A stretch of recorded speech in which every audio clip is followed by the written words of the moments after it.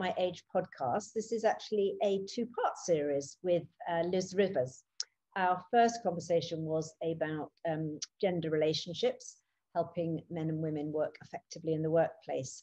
And the second one is focusing on women leaders and how women leaders best thrive in the workplace today, and the idea of reshaping leadership and how it's emerging and evolving.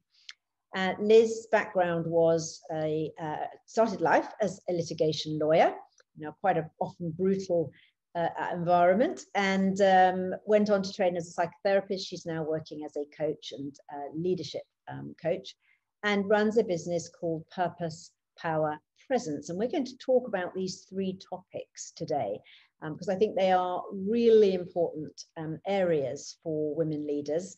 Debbie and myself at My Age really focus actually on these three as well. And I think it's a really nice opportunity to have another conversation with a coach, a like-minded coach on these topics. I'm really looking forward to this. So welcome, Liz. Thank you. It's great to be here, Erica.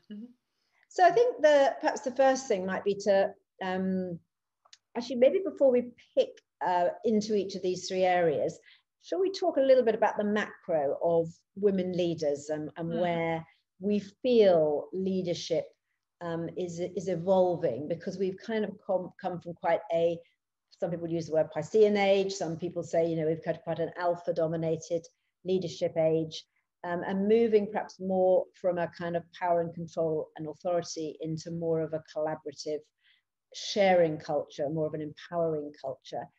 What have you seen, and what are the themes that are coming out for you? Yeah, it's a good question. I think we've been, for the last, probably since about the 1980s, we've been in the age of the Messiah leader, or the heroic leader. So it's this sort of star CEO who's usually a man, very sort of alpha male, who's out there in the front, and he's got all the answers. He knows what to do. He's got the vision, and he tells everybody what to do, and everyone else follows. So, we've got the Steve Jobs, the Bill Gateses, the Elon Musks, the Jeff Bezos. We've got plenty of examples of that type of leader. And I think what we're starting to see is the limitations of that model, that the wheels are falling off a bit, and that it can create cultures where it disempowers people, because it's much more about sort of obedience and following the vision of the leader, rather than working, coming up with your own vision and your own ideas. So I think what we're seeing now is a transition into what leadership expert Simon Weston calls eco-leadership, which isn't necessarily about the environment, although that's part of it, but it's the type of leadership that sees itself as part of a network, that any organisation or any venture is part of both wider society, and it's also part of nature, and we're all part of that bigger system, and we need to respect it and behave reciprocally, and that leadership isn't situated in one person, it's distributed throughout an organisation and throughout systems, and often people at the margins have the best ideas, and that wisdom needs to be brought in and exchanged around the organisation. And I think during the pandemic we've seen some brilliant examples of women leaders around the world who've not followed the old heroic model and have done really well. And there's plenty of examples like Jacinda Ardern and the Prime Minister of Taiwan, and the leaders in Norway and Finland who've actually done rather better at leading their countries through the pandemic than the old style alpha male leaders. And is that piece around the distribution, in a sense, also around that we're dealing with a lot of complexity in today's world, and this idea of a leader being able to join up the dots? I think, as you say, in the old style leadership, it was very much about the leader was expected to have the answers. Yes. You didn't have the answer, you weren't a leader. Whereas actually, it's leaders today, it's about holding the space for the ideas from other people to be created, but to be able to help shape those and listen, and to be able to empower those people. So is that sense of, I guess, sort of, this not just collaboration, but this idea of being able to work with systems manage and deal with complexity and be able to join up the dots important now for women particularly to understand and to develop that skill set? Yeah, I think it's essential now, because the sorts of wicked problems that we're facing in the world are just too complex for any one person to have the answers.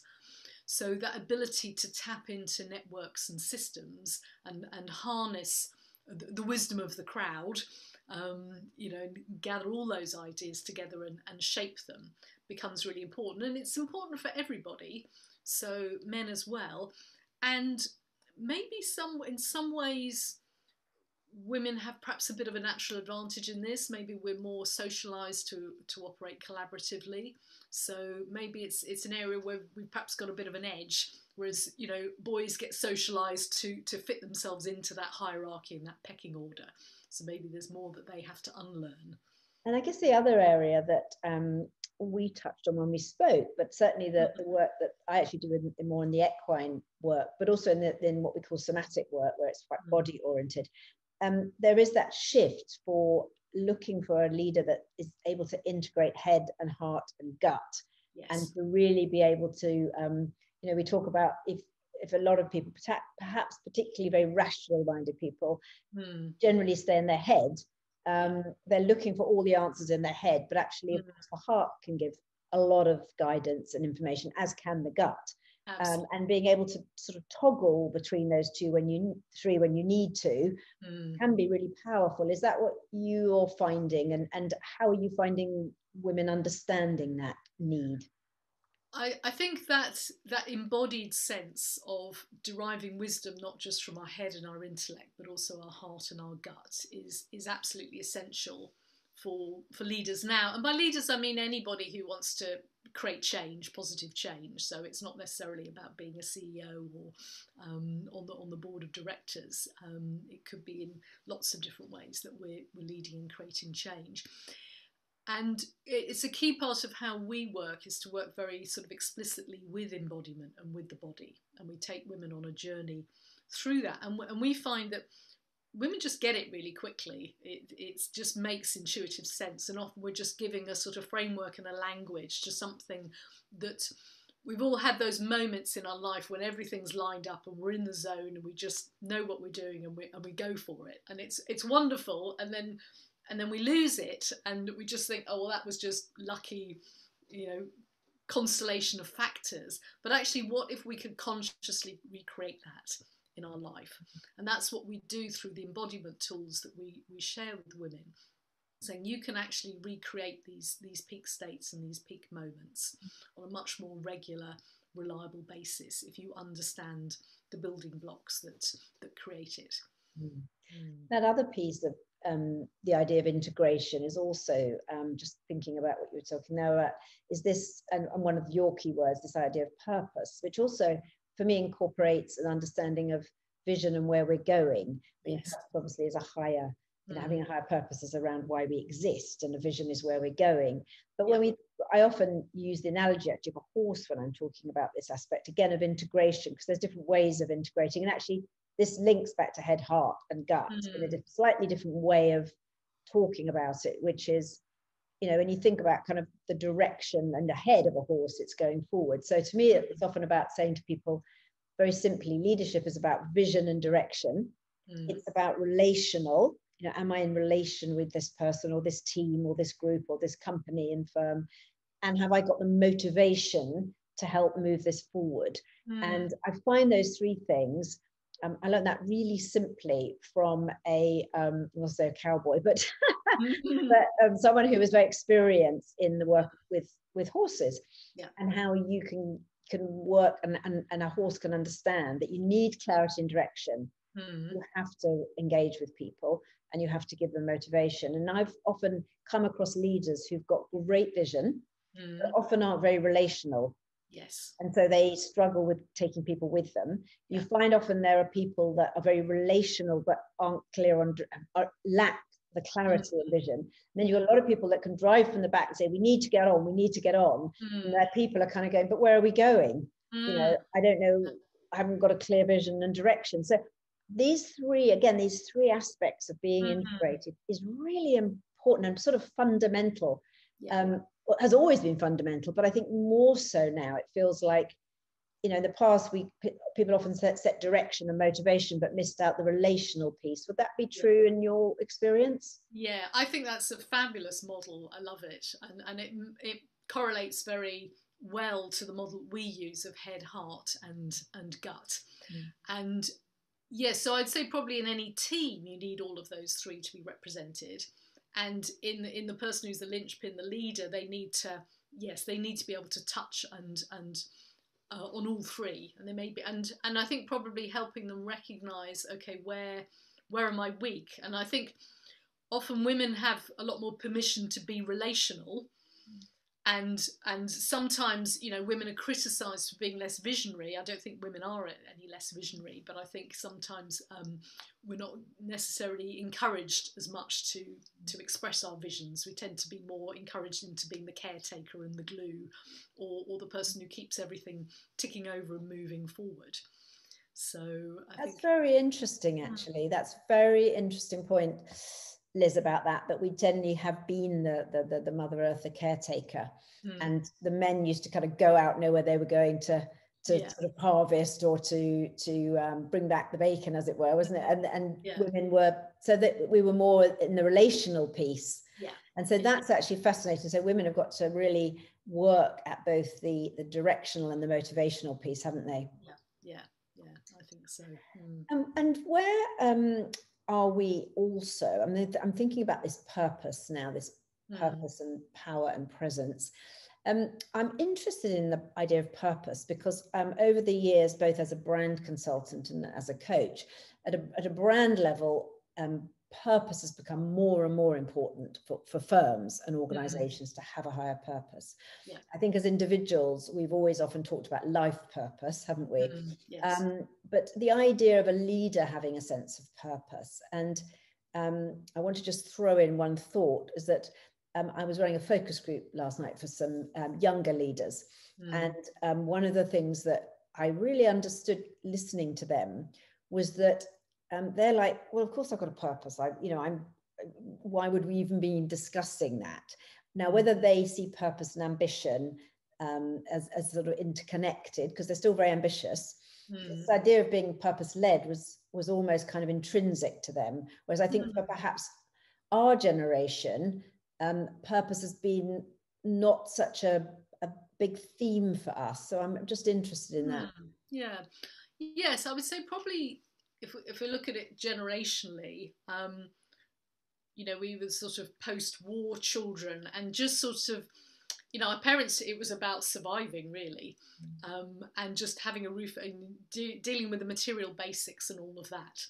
And then I think probably, if I think about myself, it was much more about sort of extrinsic goals. That was what. So it's getting on a career ladder, having a family, buying a house. All of those sorts of things were what was important. And then I think probably over the last 20 years, this sense of just earning a living and making money isn't enough, both at an individual level and at an organisational level, and that you need to have some sort of higher purpose beyond that. And to me, a purpose is I distinguish a purpose and ambition. Ambition is purely about yourself and your own goals, and I think a purpose needs to have some benefit beyond just yourself, and that's sort of what makes it a purpose, really. So I think and I suppose now, particularly for women, I think we have got that, and I think particularly perhaps women 45 plus, which is particularly our focus at Rock My Age.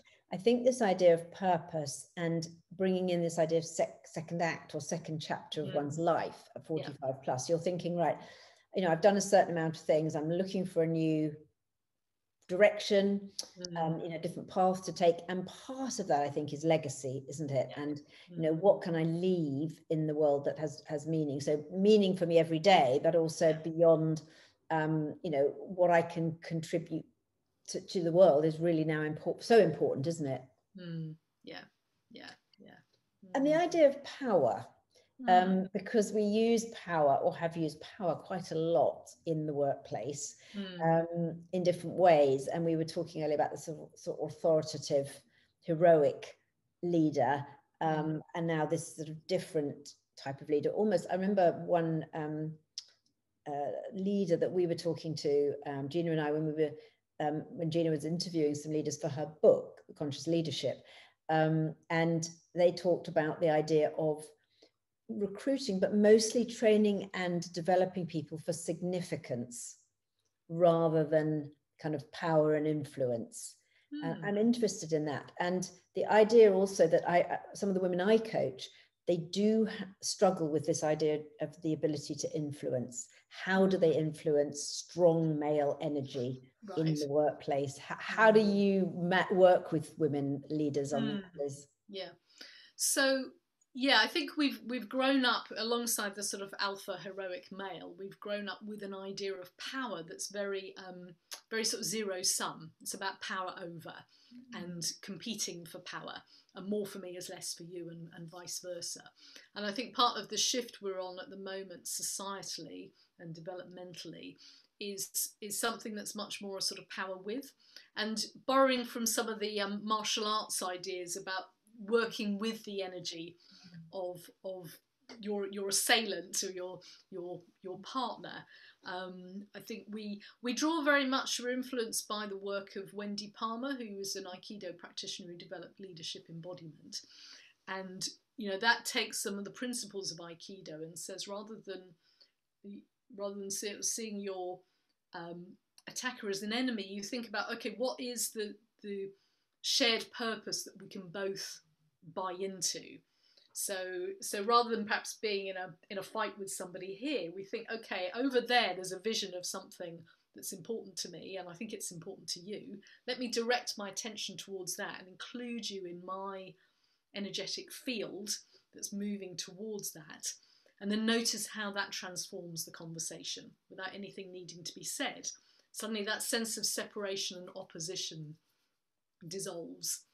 And that's really interesting, isn't it? I can see that because I do Tai Chi and Qigong, and I can absolutely, as you're talking about that, relate that back to some experiences I've had in leadership, and often talking to people on coaching side, that idea of finding common purpose, it can really shift the energy, can't it? From this person's trying to take over from me, or they have a different perspective from me. You don't have to necessarily share their view, but if you can find a shared journey to an outcome, that makes all the difference, doesn't it? Yeah, absolutely.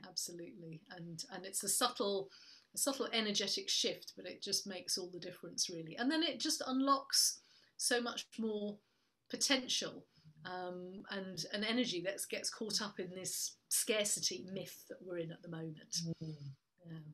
And in terms of presence, actually it's quite interesting as we're talking in terms of being on a screen, because people often think presence is about being on stage, and we talk often about actors, but actually, particularly while we're people can only see this part of us mostly, presence is so important in terms of being able to still fill the screen and have a presence. And one of the things that I often find very powerful is working with this idea of the pause as well, because actors are really good at that. I spoke recently to a lady called Rachel Lay, who's a voice coach, and she was talking about the fact that actors tell stories, they don't speak in scripts, and actually that idea of being able to hold a pause, not having to fill everything, when you're in a business meeting, being able to step back, listen, hold the pause before you go in with a response rather than reacting to something, can be very powerful. What aspects do you work with in presence? Yes. Yeah, I mean, I do think the pause is really important. As part of our in-person programs, we ask the women at the end of the 2-day process to come up with a change project, something that's really bubbled up in them. This is something I'm passionate about. This is something I want to take out into the world. So we start with the purpose, which is a very internal process, and then move to what's my change project. And we ask the women to share short presentations. And it's always so moving and inspiring. And time and again, I notice that this sort of reticence about taking up space, about allowing the pause, about receiving the appreciation and the applause afterwards. So I think it's about getting clear about what our purpose is and the thing we want to do in the world, being willing to step into that and be visible with it, and then developing, it's almost more of a sort of magnetic quality. How can we draw people to us rather than feeling we've got to sort of go out and chase after them and gather interest that way? That idea of taking space up is quite difficult for women, I think, sometimes, isn't it? And I was recently talking to someone I work with in coaching. We were talking about exercises such as really stretching out into your space, you know, out of your energy field. Yeah. And I think those sorts of somatic exercises, and then actually metaphorically feeling when you're in a meeting or you're in a space, you know, how much of this, it's almost that boundary piece, you know, where does my energy, my personal space stretch out to? I think is really interesting, isn't it? Yeah, absolutely. I mean, literally, yes, we all have, we have our bodies, and then we have our personal space, peripersonal space, which is really arm's length around our body. And we know exactly, we always know what's going on in that space. And then we have the space beyond that. And part of what we do is it's almost like imagining a bubble of energy around you and then playing with it and saying, what if it filled the whole room? What if you're in a stadium and you fill the whole stadium? You know, leaders have to basically fill a whole country. They have to expand out. And I often tell the story of in 1990, after Nelson Mandela was released, he came to London, did a world tour. And he came to London and spoke at Wembley Stadium. And I'll never forget seeing him walk on stage and that smile, you know, 100-million-watt smile. And I felt like he was smiling just at me, and how he filled the whole, it was like a rock star really, filling the whole stadium. So we've all got experience. We know, like, you know, how performers and sports people can fill a space. And again, that's a, you know, that's a technique we can actually use. It's not just given to the charismatic few. We all have the potential to be bigger and take up more space. And that doesn't have to be at the expense of someone else. And I think that's often the key, that actually we empower others by letting our light shine. And that's actually that piece around that personal space. I think it has a really nice analogy to what we started talking about, which was this the kind of ecosystem, because it kind of goes from the me to the you and I, you know, the relational piece, to the us, you know, the we, the wider ecosystem. And I often think about that in context of, you know, myself, you know, how am I today energetically? How am I in my immediate relationships? And then, you know, how am I impacting and feeling around this space, this wider space? And I think that's often a nice way of both physically doing it, but also mentally doing it. The area that I also wanted to touch on, which does link to creativity, certainly links to empowerment and self-power, in a sense, from inner strength and power, inner power, and to some degree presence as well, is this idea of intuition and creative energy, creativity. Because as leaders today, we talked at the beginning about, you know, it's hard to have all the answers. It's not always the right answer just to walk around in your head and be totally rational. Where does intuition and creativity fit within the work that you do? And do you see that becoming more important in women leaders thriving? Yeah, I think it's a really important topic. And I think what we've seen in modern organisations is the whole sort of analytical data driven approach taken to its absolute conclusion, which is a pretty sort of sterile dead end. And I think makes those places a bit dry and unsatisfying to work in.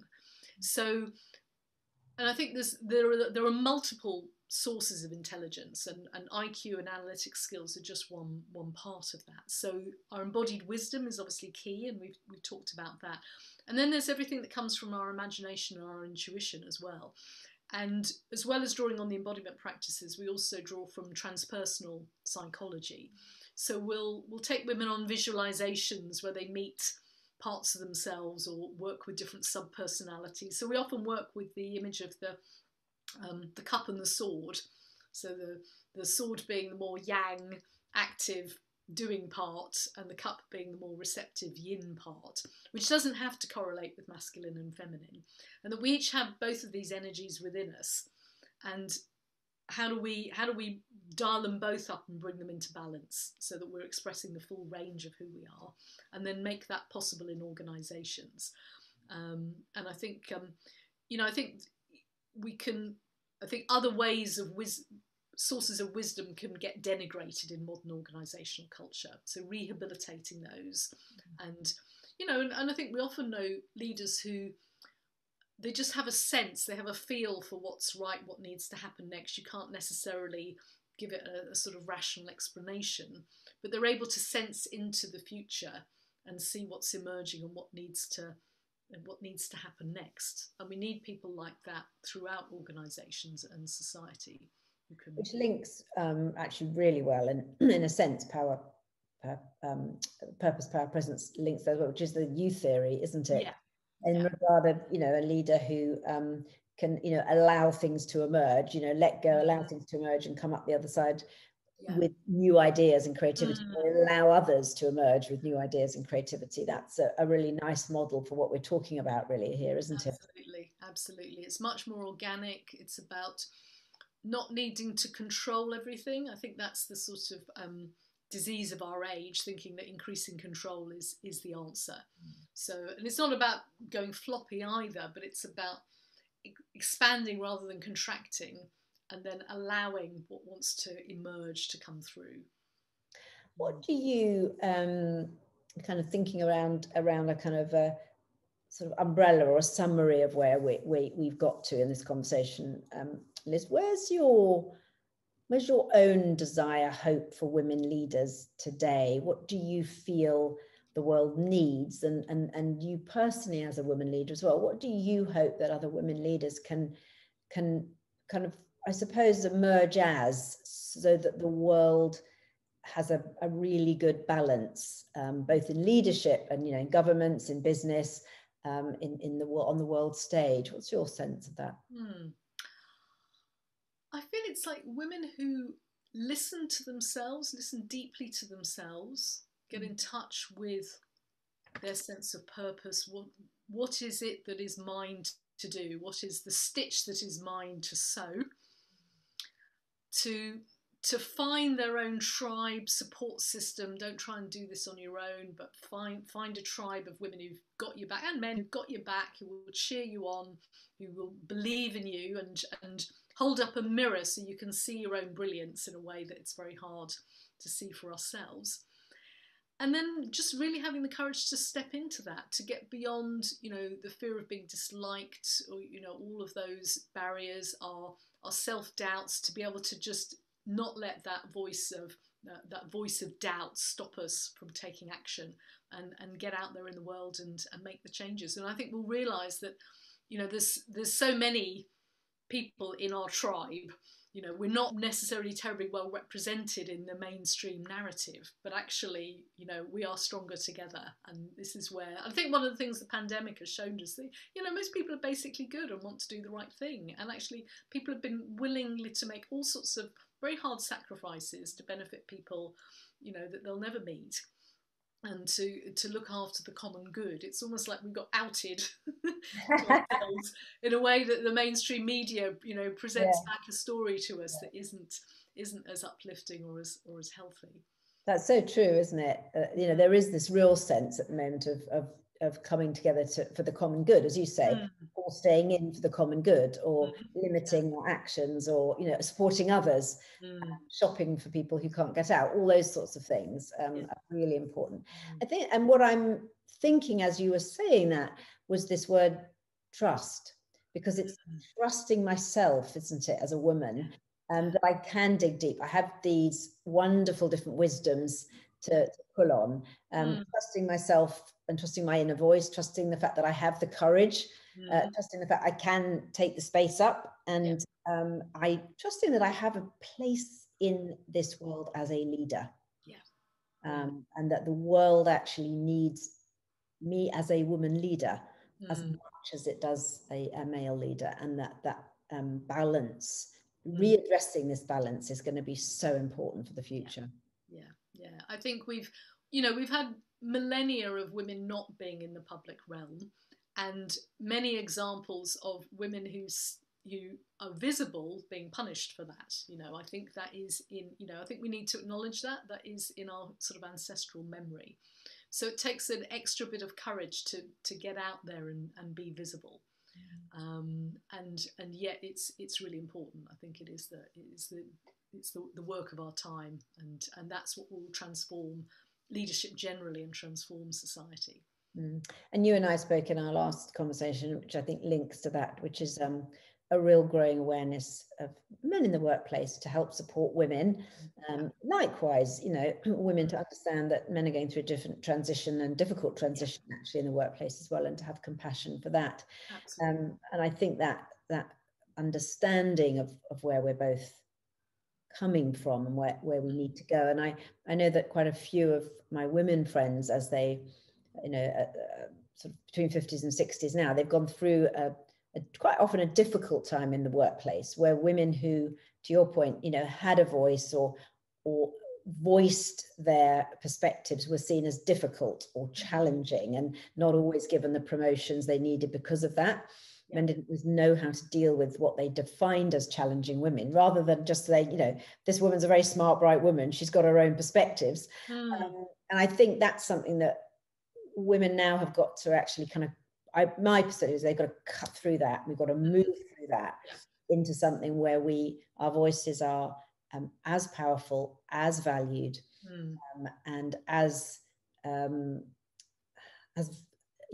valued and as valuable in that space now. Yeah, and I think the intergenerational part is really important here, because now we're seeing, women coming through in increasing numbers, those junior levels. So how can we in this, more older generation really give them the space to not feel they have to ape the old Messiah heroic leader, but be the sorts of leaders that they want to be as well. Liz, thank you so much. Another fascinating conversation. This one's so both are very, very close to my heart. And I think these three words are also very important to the work that both you and I are doing in helping women leaders. So, and it's been a pleasure. Thank you so much. And I'm sure in a few months or, later down the track, we will have another conversation and see where kind of, just check in to see where we both believe women are going on this kind of curve upwards. Yes, thank you so much. I've really enjoyed it. Thank you, Liz. I hope you enjoyed the conversation today, and if you'd like to listen to more conversations with inspiring women, do look at our website, rockmyage.com, or register to have them delivered direct to your inbox. Until next time.